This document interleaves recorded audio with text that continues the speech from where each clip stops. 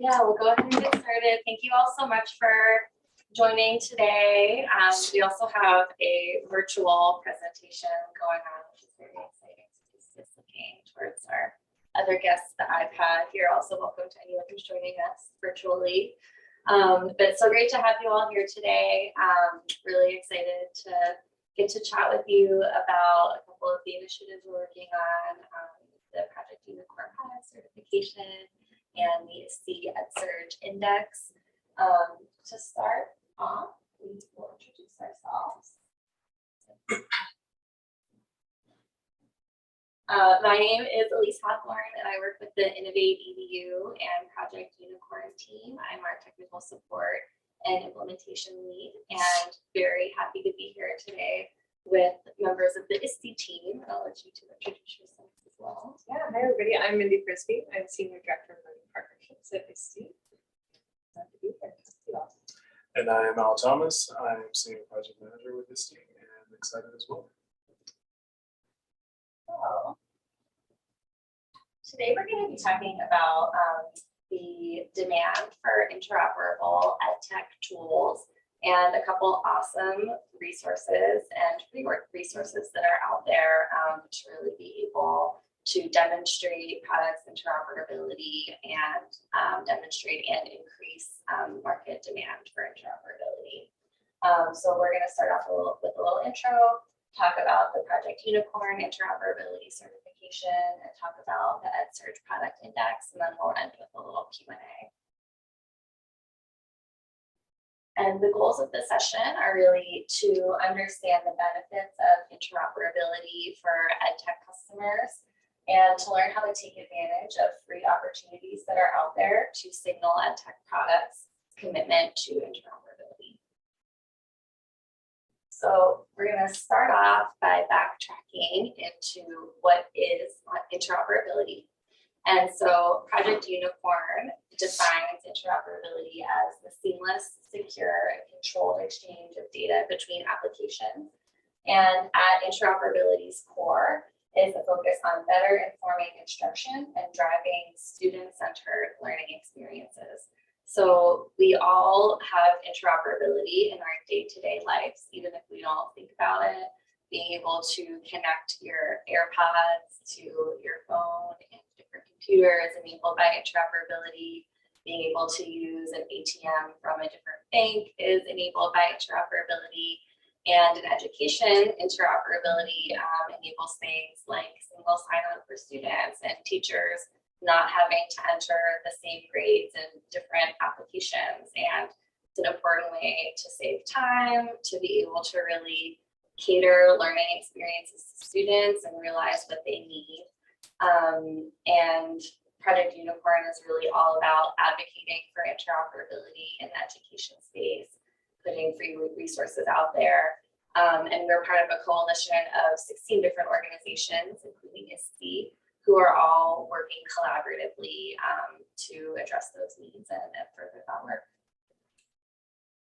So we like to show this example of the ways that interoperability can impact different stakeholders in a school system.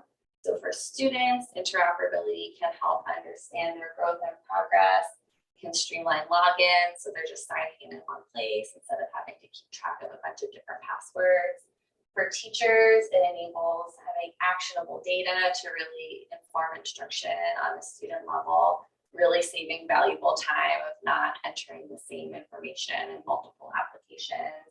For district teams, it can really make reporting much easier and identify trends that can really understand and help act on district-wide decisions. For families, having access to their own students' data is so powerful, being able to not just log in to maybe a student information system login, but see information on how students are doing with attendance and all different parts of their school day consists of. For ed tech vendors, that's the piece that we're really going to be touching on today, but really staying ahead of the curve and making tools that are going to be easy for our customers to use. And then finally, for state teams, being able to have clean and up-to-date data transfers that is consistent across the different districts and states, which is something that's really a huge challenge, and that interoperability can be extremely impactful in streamlining that work. And right now, the market is really ripe for opportunity for ed tech vendors to really prioritize interoperability. Certainly the need for interoperability has always been there, but over the pandemic, it's really been even more apparent. And so we have a couple examples here of different studies that have talked about the demand for interoperability. So the Consortium of School Networking's market survey from 2021 showed that respondents ranked cybersecurity as their top unmet technology need, with home access, connectivity, and interoperability ranking numbers 2 and 3 respectively. Also this past year, Project Unicorn put out our State of the Sector report, which measured school districts' tech capabilities across the country. And we saw that 53% of respondents indicated interoperability requirements within their ed tech procurements. And we also saw that out of respondents who had a formal procurement process, interoperability was factored in over 90% of the time in that process. So in order to really advocate for and help increase demand for interoperability, Project Unicorn developed our rubric, which shows 4 different tiers of interoperability for ed tech tools. And this was first really developed as a way to be able to provide this to ed tech vendors, have a framework to see where their tools fall in terms of interoperability, and also think about what the next steps are to increase tools' ability to work with others. So it looks at things like data quality and the level of granularity and different data elements that are included in tools, export and import process with the frequency that you can export and import data from different systems is, and also things like security, which is incredibly important, not having to email files and having lots of opportunities for things to come up with that, but really having secure, encrypted, and authorized transfer between applications. So these are all different factors that are evaluated on the rubric. And now Project Unicorn is offering our interoperability product certification. So when we talked about some of the free resources that are available to really demonstrate interoperability, this is one of the tools we wanted to talk about today. So this is a certification that Project Unicorn is offering in partnership with Digital Promise. It is based on an assessment formed around the Project Unicorn rubric. So vendors are able to identify where on the rubric they fall, and then also provide evidence that that demonstrates those responses. Those are evaluated internally, and then we actually award a badge that is offered through the Badger platform. It's encoded with metadata, so it's verifiable online, and it is featured in ed tech indexes, including Learn Platform and the EdSearch Product Index, which we'll be talking about shortly. But the application and certification are offered at no cost. That's something that we're pretty excited to be able to offer. And it's something that we offer to all of our Project Unicorn vendor pledge signatories. So the steps for applying for the certification are first signing the Project Unicorn pledge, which is also something that is offered for free. It gives access to a community around interoperability, free resources, access to events and webinars for school districts. We also have travel scholarships, and anyone is able to sign the pledge. It really just signals that you prioritize interoperability, and it's something that school districts and vendors alike prioritize. So for any of our ed tech vendors who have signed the pledge, the certification is available totally at no cost. The next step is to collect evidence and complete the application, which is available on our website.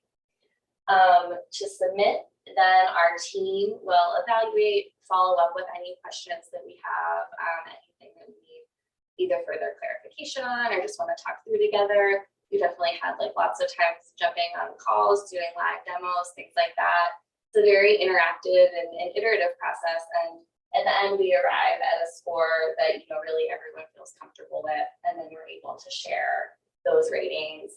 It's not something that we share until both sides have indicated that they're ready to go and move forward with that step. But then it does appear in Learn Platform, in the EdSurge Index, and it gives the verifiable badge that you can feature on your company's website, tweet out on social media, and Project Unicorn also likes to share on social and promote. Every few months, we also put out a press release to highlight everybody who's received the certification in that round of application review. So some information on signing the pledge, which is that step 1 that I just reviewed. And then I also just wanted to, as we transition, talk about some of the other great resources that Project Unicorn has in terms of edtech buying and purchasing. One that we developed, again, in partnership with ISTE, is the Better EdTech Buying for Educators. So this is just, again, an example of some of the great resources that are available online that we encourage you to check out. So with that, I'm going to hand it over to Mindy and Elle. Thanks, Elise.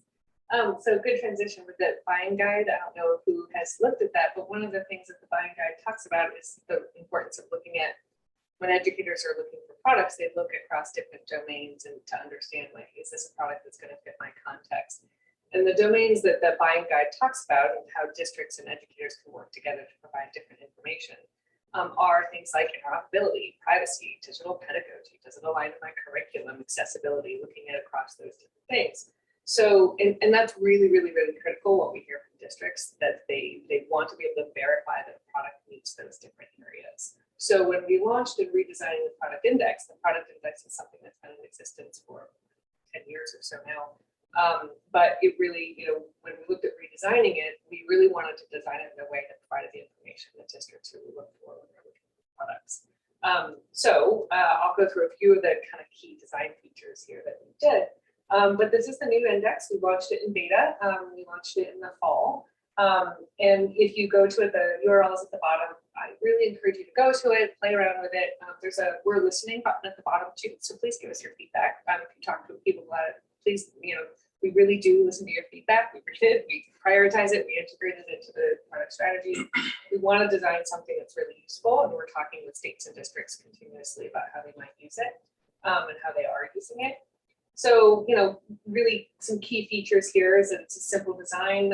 It really is targeting that early search and discovery of products to say, what's going to be on my district shortlist? How do I advocate for this among my team, my decision-making team at the district or school?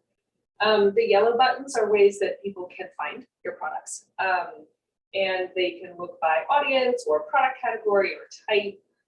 You could also just type in a product name in the search function. And Elise, if you want to go to the next slide. So this is where if you clicked on product type, search by that, now that you can start indicating. So this is all built on a really robust taxonomy, a really robust list of features that we can list for products. So when you put your products into the index, and I'll show you how to do that in a minute, you get to indicate how your product aligns to grade levels or content areas or topics and things like that. So this is just one of them. If you want to go to the next slide.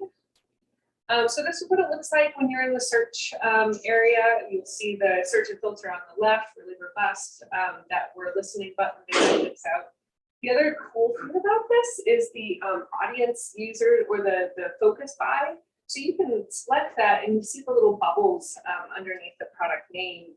It will show all the information relevant to that for that product. So you don't have to click into every product profile. They can see it at the top level. That's something that we've heard is really important to do that cursory overview. And you can search it and you can prioritize by that. So show me the information for that product around these categories. Yeah. So this is what I'm probably most excited about the index. Not only its cool design and easy intuitive search and filtering, but this is where we partner with some of our partners like Project Unicorn. These are the validation areas that districts and states tell us that they really prioritize when they're looking at products. This is mirrored by the buying guide there, and these are the primary areas that districts say, I need to know if it's going to be interoperable. I need to know if it matches my privacy policy, or it has what accessibility features, or how does it align to my digital pedagogy. So we've created the validations area. So on every product page, that little pullout that says validation, see how this product aligns to those areas. You can start to click into that for every product page. It's all, and you can start to see what badges or certifications products have earned, including the Project Unicorn badge. So any product that earns the Project Unicorn badge will show up here, along with the Common Sense Privacy Rating or ISTE seal of alignment and digital promise product certifications as well as others coming. We're about to launch more in-depth information about interoperability and privacy. And really, it's all powered by that number that you see at the top, the ULT-ID. That's the Universal Learning Technology ID. So every product that's registered in the system gets a ULT-ID, and that allows us to match it across different databases like Project Unicorn's database and Common Sense's database and our database, and allows us to share that information back and forth. So the districts that go to it now get all the information pulled into a single area, and then they can click out to find out more. So it's all powered by that. And to put your products in there, you go to our learning technology directory, that URL at the bottom. And then you will be able to indicate how your interoperable privacy policies and other certifications that you earned. So at this point, I'll turn it over to Al, and Al will talk about some use cases around this. Yeah, there is. So first of all, I think I'm really jealous that the index in LTD is available now.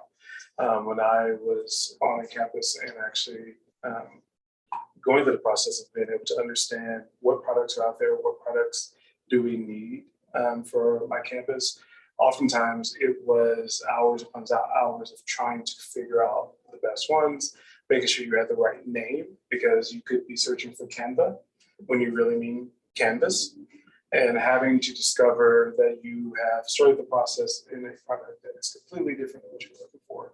So I love the fact that the index is providing a place for you to have information and empower the buyers to be able to understand what they're doing, to feel like they are finding the appropriate products for what they need at the moment, and really cutting down on a lot of the issues that may come up from that. I think also the fact that I think you saw when Mindy was talking, but the ability to be able to see different versions and knowing what versions that your product is on, and for the buyer to be able to know that I'm going into the buying process with this version in mind. This is where we're at. I'm not several versions behind, or we haven't even updated our products, so we're just behind the eight ball there. So I think that for me, it's really being able to make sure that educators have the tools they need to be able to make the best decision around what they're needing, and then also to cut down some of the issue that often happens on the campus, where a campus is talking to the district and there is that miscommunication as far as what tools we actually need and what actually meets the standards or what the criteria that we've set to the district. So, so an incredible way for products to be discovered, and then on the other side, and being able to have the ULT ID and be able to know that anyone who's looking at the ULT ID can see exactly what product that you're talking about, and be able to pull up all the certifications that they have, and be able to know within a few clicks exactly what they are stepping into a relationship with, essentially for. So a lot of great tools and resources that have been built up in Index, and this is really the beginning. So I think I would encourage, as you're diving in, to take a look, play around, and then provide feedback, because we're definitely listening and wanting to improve with Index now to be as it right now.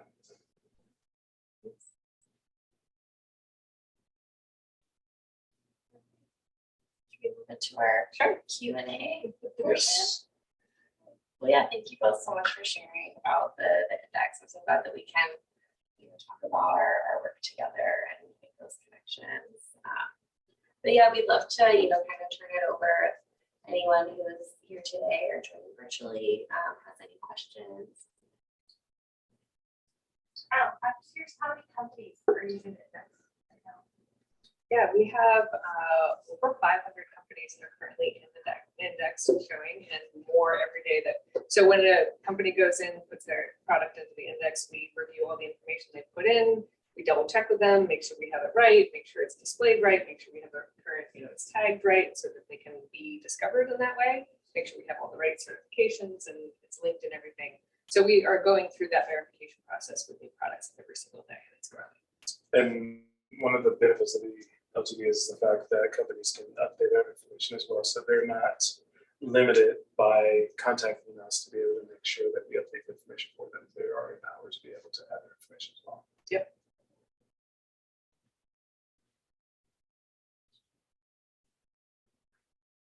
I have one question to follow up on what you were just saying now about, information updating. I feel like that's actually a great example of interoperability and the things that we're talking about. But would you be able to share a little bit about how it will also link up with certifications and things like that? Yeah, I think for us roadmap, I know that we want to continue to build out knowing or providing a large number of certifications that are recognized within the index so that they're all covered. And so I think it's one, making sure that we are identifying the appropriate certifications that are actually that people want to know and they want to see the companies have, and making sure that we are building those in. So we want to make sure that we're adding those in, but we're also not wanting random certifications that may not be valuable. So Yeah, and to your point about the importance of interoperability, data sharing. So we built a system where it's an API driven solution. So certifications, there'll be an automated transfer over. So when you get the certification with Project Unicorn, it'll be ingested into the index or into the directory and display in the index. And then we also have the ability to share data out. We built it so school districts can pull that data as they want to build their lists, as they want to start looking at products or diving into it. So it's a truly interoperable solution, and we're embodying our beliefs around interoperability and sharing data across. So transparency of information across the market is the most important thing. In order to make good decisions, you have to have good information, and good information is comprehensive and accurate information. So I had to laugh at all the example you gave about Canva and Canvas. As I was crossing the street from the hotel to the convention center, I literally overheard a conversation where someone was like, no, not Canvas, Canva. It's a design program. So it happens more than we care to. So. yes. Any question? Well, I was just going to quickly ask about the importance of having a free certification that you mentioned in terms of interoperability certification, and why that's important. Say more about that. Yeah, definitely. Yeah, I think, we feel really strongly that we want this to be something that there's not a barrier to entry, and that it's something, Project Unicorn works a lot with data standards. So we think a lot about the different data standards that products align with and the different solutions and options that are out there in terms of integration and interoperability. So, we're really excited that in the certification, it's not aligned to only one data standard, though that's certainly important too, to be able to go through and check through those routes. But our certification really focuses on prioritizing interoperability at a high level. And then, certainly we encourage to do additional research from there, get more into the nitty gritty. But we really believe in the certification being flexible to think about different ways that tools can be interoperable, working with different data standards and industry standard formats. And also, like you touched on, making that something that is available at no cost. And then also that is something that companies can apply for again as they grow and build their products. I think part of the reason we offer this is really, again, to increase that demand in the market for interoperability. So we really want it to be a kind of thing where, oh, like if we want to build in this feature that is going to enable data to transfer more seamlessly, that a company can easily apply for the certification again, potentially get a higher level badge, and that's not something that they have to pay to do or make a financial investment in. So that aspect of it being offered at no cost also allows to demonstrate growth in that way too. We've actually been, a recent project that we've been working on is we have a working group around our Project Unicorn rubric. So we've also been thinking about how we can make sure that our rubric is staying current, updating current market trends. Jordan, who's in our audience today from EdLink, is actually serving on our committee, as well as members of our Project Unicorn Technical Advisory Committee and our steering committee.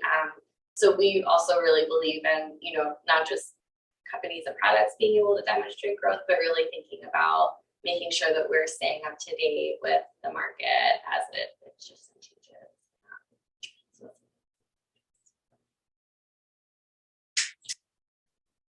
One question about, can you tell who is using the index and like what I guess demographic of users from?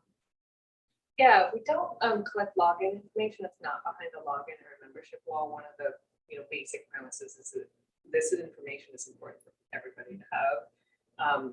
And we can see where people are, what products they search for. We can't see who they are, but we can see products that they search for, trends in that data, trends in the search data, and that's something that we also want to be able to provide to providers, help them understand what people care about, what they're looking for, how they can maximize on that, what they might need to see as far as their products.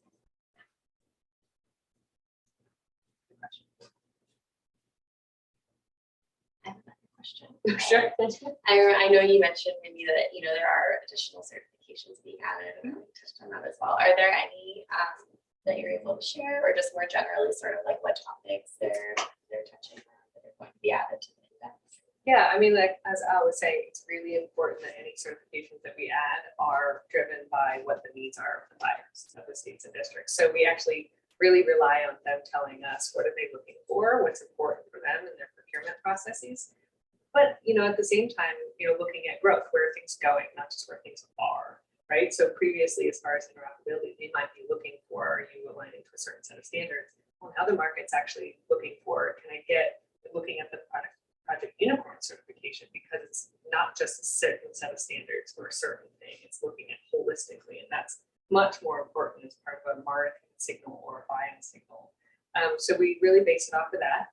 Things that are coming are, greater transparency around privacy policies, cost information around interoperability, so more integration information, certifications, looking at what's coming and what's out there, and then also looking at how the market is using it. So the things that we'll be displaying are digital promise certifications. They'll be coming on there, as well as ISTE seal alignment, which is being updated, more usability information about products and accessibility information. This is what we're building up next.